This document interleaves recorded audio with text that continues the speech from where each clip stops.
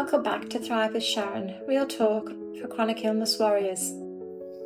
I'm Sharon, resilience coach and autoimmune warrior, and this space is for women who are managing chronic illness on the outside, while quietly carrying so much on the inside. Today's episode is for the woman who looks capable, the one who is managing appointments, insurance forms, school emails, work deadlines, while her energy is unpredictable. The woman who feels intelligent and competent, but completely overwhelmed by paperwork. Because what happens when the to-do list doesn't shrink, but your capacity does? What happens when adulting feels heavier because your body is already doing so much? So let's welcome my guest today, Janice Russell. Instead of me introducing you further, I'd love our listeners to hear your story in your own words. You've worked with women managing chronic illness for years, and you've lived through major medical seasons yourself. How have you managed? Well, that's a great question. Myself, I have managed because I have to, but also because I've learned along the way, which I think that all women who have, or all people who have chronic conditions do learn along the way, sort of what works for them and what doesn't. I know I have had, like you said, I've had 10 surgeries, and some of my experiences have then informed the next experience, both in terms of recognizing things that worked or didn't work, as well as recognizing maybe I'm in a different place now, or something else is different, either me or the doctor's office that I'm working with, because their procedure is different, or the hospital, or things of that nature. So I think it's a little bit of a balancing act. Some of it is a self-awareness piece. I also have dealt with clinical depression, which for me is often managed well by medication, but sometimes it's not. And so I've had to also learn to read myself, as it were, to go, oh, things aren't quite going right. What do I need to do? Is it time to call the psychiatrist? Is it time to work a little bit more in some of the alternative things that I do? So I practice mindfulness, I do a gratitude practice, and do some other thing, walking out in nature. Love walking in nature. So that, I have to manage myself. But I mean, I grew up, some people I'm sure will recognize this. I grew up as a firstborn and a people pleaser, and it took a long time for me to even admit, for example, that I might even have depression. I'm guessing that sometimes we know something's wrong, but we don't really want to admit it. Yeah. So it's actually recognizing that. But also the reason I've gotten here is by my education and by my experience with people, and really seeing the gap between, dealing with, oh, I have a diagnosis, and oh, I also have to be an adult and do adult things and do, live life, and I have responsibilities.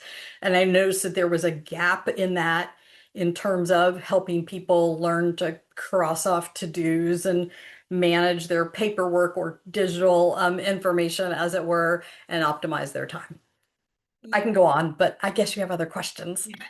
Absolutely. But there is something about navigating repeated medical seasons that changes now how you see time, space, and the capacity. And many women listening who are exhausted, not just from symptoms, but from managing everything that comes with them. So when energy is low and life admin feels overwhelming, where should women start, and how can they build systems that actually hold up on their flow days? Well, there are two different things that I employ. Well, there are lots of things, but two of the main things are, first of all, to figure out non-negotiables. So what absolutely has to get done? There is a deadline, there is a consequence if that deadline isn't met, and there's no one else who can do it. You can't delegate it or defer it or anything of that nature. So what has to happen as far as that? And that can be okay, I have the energy for one thing today. So what is that non-negotiable? It can also be a non-negotiable in terms of like for we'll say a morning routine. So, get up, eat. Um, for me, I have a prayer time. Some people like to journal. Some people like to read the news. Some people have to get children out the door, things like that. But what of that is, absolutely has to be done versus what can be negotiated? I like to walk. If I would like to walk for 30 minutes, but my time or my energy is short, maybe only walking for 10 minutes because that's good and helps my joints and helps my depression. And that leaves me 20 minutes to do other things or to rest more, depending. So that's one piece of it. And the other piece of it is to be able to set boundaries, which is very, very hard. I know. I've had to learn the hard way. And it's a work in progress. But I'll give a great example. So we are recording this for me in the Eastern US. It's 8 o'clock at night. I am normally winding down at this time. Um, so one thing I made sure to do was to not schedule something first thing tomorrow morning because I know that I'll be excited. It'll take me a little while to come down, and then I'll be exhausted because that's what happens. So I have planned the schedule so that I don't have to do anything first thing. Yeah. And that's great. And I love the fact that it seems to be that all of us that have an autoimmune condition, we all seem to have the same ritual of what we do and how we set the boundaries. And it takes us a while to do that because we put everybody else before ourselves. And it's so hard because then the guilt sets in where we think we shouldn't be giving ourselves time and resting because we've got so much more to do, especially when we have families that we need to run around and do things with. So it's really good to hear that you are doing very similar things to what I'm doing and a lot of other ladies out there that our coaches are doing, because it's to put it into place and practice that regularly, Hmm. which we all find really hard. Yes. So, Yes. so I love that we're all in sync with that one because it's so hard. And as women, we find it really hard to just take that time up for ourselves. So I do get that one completely. Okay. So you've personally navigated 10 surgeries. Hmm. What systems made the biggest difference before, during, and after those sessions? Well, a couple of things. First of all, recognizing that I needed to rest and recuperate. So not planning, um, for me, not planning work, even though I had clients who would really like me to work, understanding that I can't. Um, when it comes to surgery, sometimes I've had a long lead time which allows me to, get everything in order as far as prepay as many bills, make sure everything is okay as far as insurance and what's covered and what's not, and all that kind of stuff. Setting up the house because I've had knee surgeries and my bedroom's on the second floor, so getting things ready for that, or with rotator cuff surgery, getting the polar cube ready for ready for that and getting the ice. So that, some of those systems as far as being able to pre-plan. Now, surgery isn't always, you don't always have a really long lead time. Last year, I ended up having less than a month before a major surgery, an unexpected major surgery. And that's when I had to go to um, okay, I've got to write everything down, and then I have to figure out again, sort of what are the non-negotiables, what has to happen before surgery, and what would I like to have happen, but life as we know it will continue if it waits, say, 2 weeks, versus what can be deferred for a month or more. Yeah. And that I recognize that not everyone's brain works the same as mine. And so some people, the word planning they don't like that word. So, and I get it. So maybe the word designing can work better.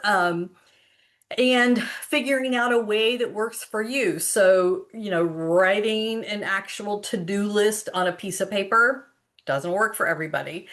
Doing a to-do list electronically doesn't work for everybody. So finding out what works for you, knowing that you are going to have to somehow keep track of tasks that have to get done. And that's whether it's a surgery or whether it's a chronic disease like an autoimmune disease or anything else, you have to have a way to track what you need to be doing, as well as the priority and the importance thereof.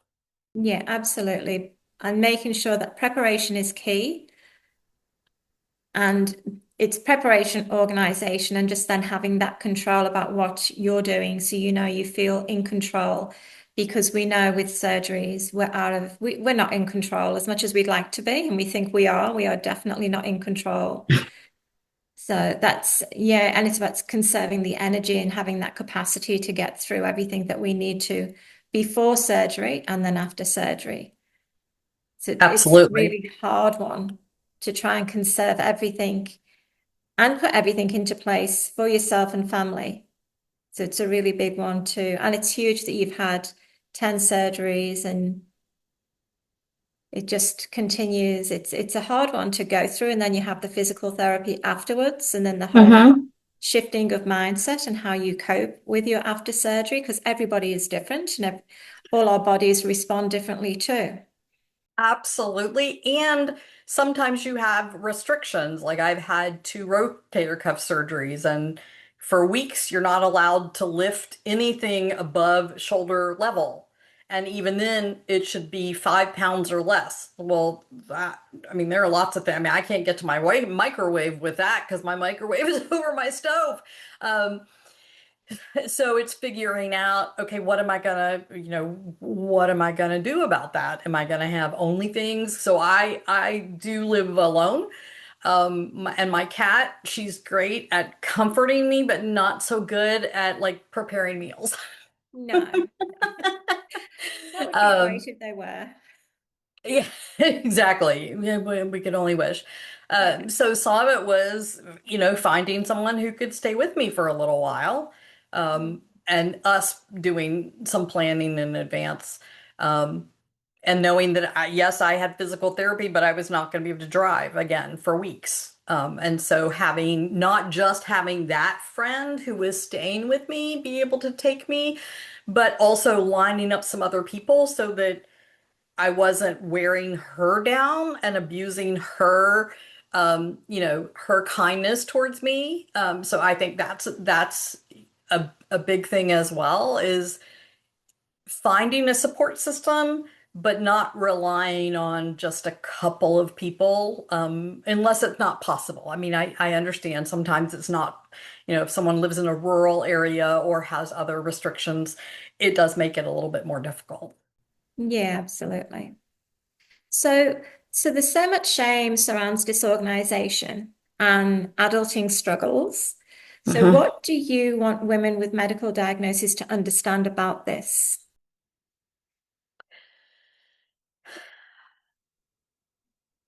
I think that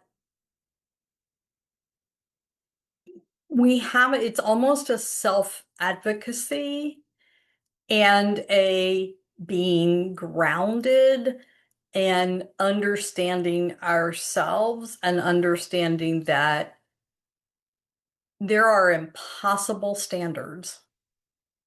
And we've been made to think that, how we do things, being in overdrive all the time and stuff like that, that's normal. Although normal is really only a setting on like your hair dryer or your or your washing machine or your dishwasher.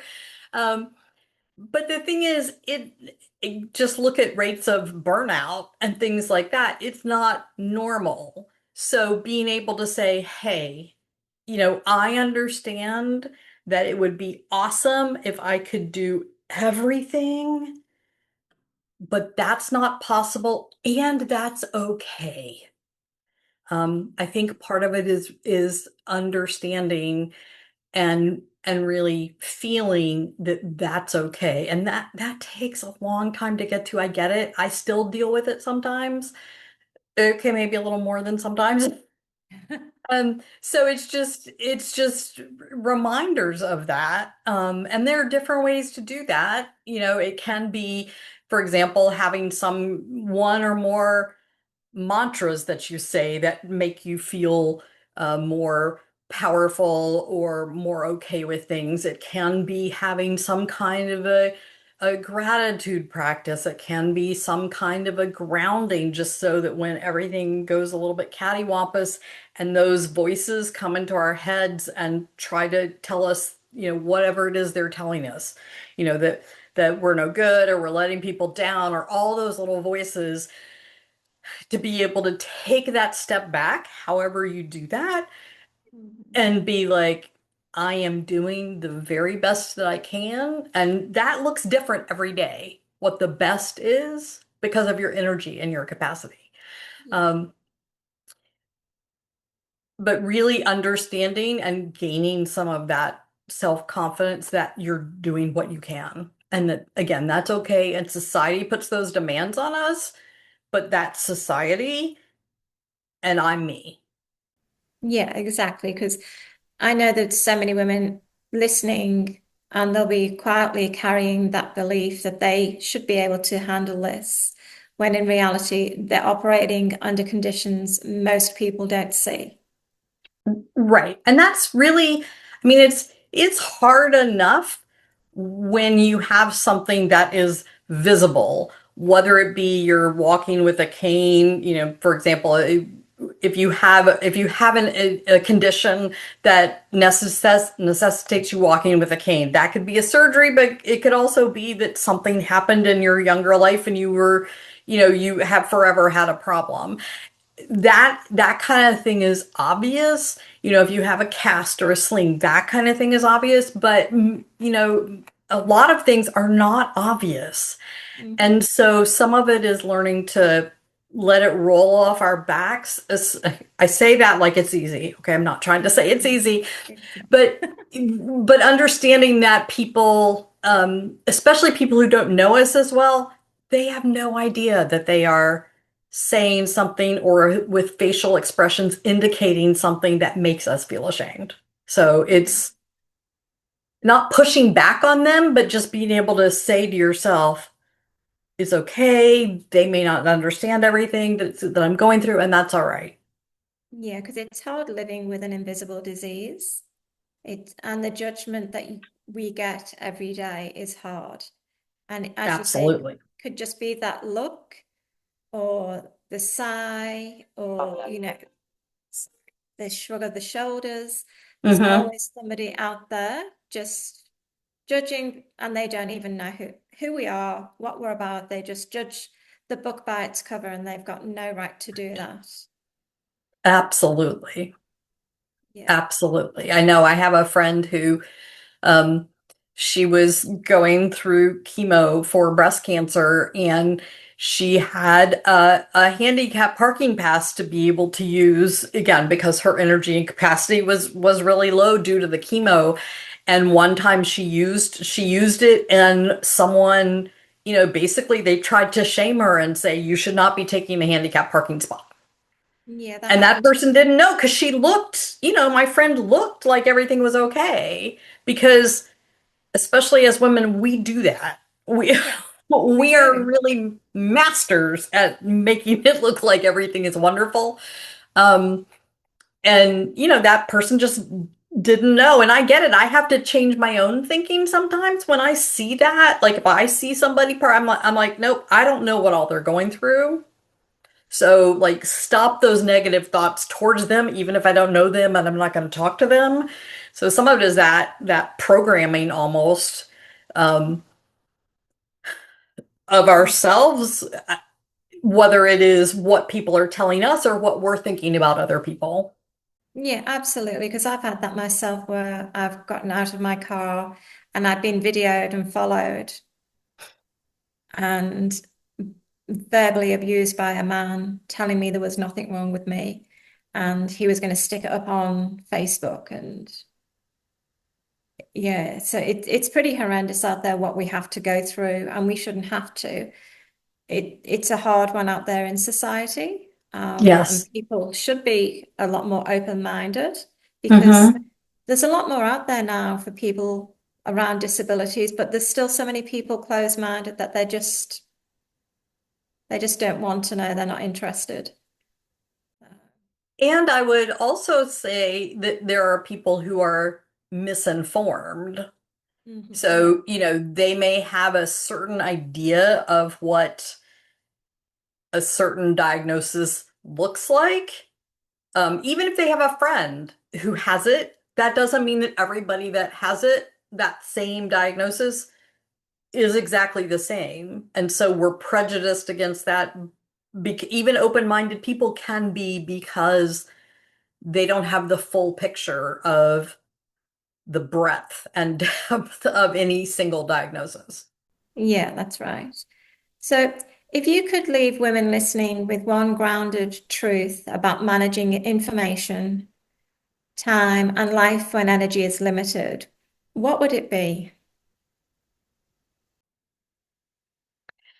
That is such a great question. And this may seem counterintuitive, but one thing that I say a lot, um, to remind others and to remind myself is that in our lifetime, we will never be able to do everything that we need to do and everything that we want to do. Um, I mean, even especially if you think of information, I mean, there's just so much information out there. You can't even get to the end of the of the information about any single diagnosis. So just that reminder of because we can't do that, we can't do everything that we want to do or need to do. But what we can do is decide where to put the boundaries, um, and to feel content and good about that. Um, I could go on, but I sort of that's a big thing is being okay even when we're not feeling okay, um, because we're doing our best. Yeah, and that's the hard thing that we don't realize is it's okay to not be okay. And that's one of my little things that I say to people. It's okay not to be okay. It's fine. Hmm. And we'll have them days where we're feeling great and it's like, wow.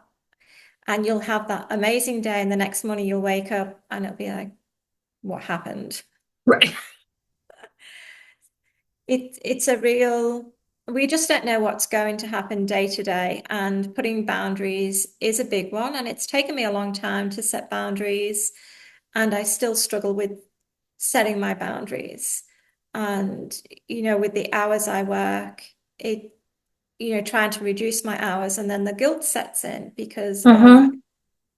could be doing this, I could be helping that person, I should have made that call. So it's where we do have to go, no, this is about me now, and I have to do that self-care for me and not feel guilty about it. So, and you hit the nail on the head before where you said, as women, we just put our masks on and we make out that we're good Hmm. and fine, and we just continue on, and then we just will collapse maybe in the bathroom, in the shower, and just think, Yes. What a day. Right. Or we can't get out of bed, the next day or the day after that. And even doing something like taking a shower feels like way too much effort. Yeah, absolutely. It's a whole different world of what people don't realize what we go through with chronic illness and pain and autoimmune. It's a yeah, it's a mindset shift as well. It's all about the mindset and how we work with that. Absolutely. I think one before um so I've had several renditions, we'll say, in my business, and I started off as an on-site organizer and productivity coach or specialist, even at that point. And I actually have a client who helped me develop boundaries, mainly because she did not have boundaries. So in the beginning, I was very eager. And like you said, like I wanted to help and this, that, and the other. So, she would basically say jump and I would be like, how high? And then over time, I realized that she wasn't gonna stop doing that. I mean, she wasn't trying to be mean or unkind or anything like that. That's just how she lived her life. And once I realized that, I'm like, wait a minute, I need to put some boundaries into play. And so at that point, again, I was on site and she was a really early client, 7 a.m. I had to travel about 20 minutes. And she liked to be on Monday mornings. And I finally was like, you know what? If I have an event on Sunday night, or if I'm out of town through Sunday, we're not going to meet on Monday. And I don't even have to tell her why. Yeah. I can just say, I can't meet. We need to reschedule. And in the beginning, that unto itself was hard enough, but I managed. And there are sometimes when it was even she couldn't meet any other morning that week, or our schedules didn't jive and we couldn't meet. And I still would be like, no, sorry, can't meet. We'll have to skip a week. Um, but that's because because I learned the hard way and realized what was going on and decided to make that change. Yeah, but you made the change for you. Yes, exactly. I made it for me, not for her. Yeah. And I had to get over that idea of, oh my goodness, things are going to come crashing down if I don't get there. Um, Mhm. I had to get past that. Yeah. And and that's it. It's about getting past it and realizing that you're doing it because you need to do it. And Hmm. it wasn't helping you not having them boundaries in place. Exactly. So yeah. So how long did that take you to realize you needed the boundaries? Oh, that probably took me, well, at least 5 years. Um, it may have taken close to 7 or 8. Wow. Yeah, it was not a quick thing because I still had that need to please and Yes. that need to help. Um, and those, especially the helping, I mean, helping isn't a bad thing unless it becomes detrimental to us. And I think that's what I started to realize was it was becoming detrimental to me. Yeah. And that I needed, but she wasn't going to change, so I had to change. But it was not a quick process. It was not at all. But it's good that you noticed it, even though it took you some time to notice. And the change was a good change for you. And it probably set you up for the future where you moved in and Yes. went boundaries.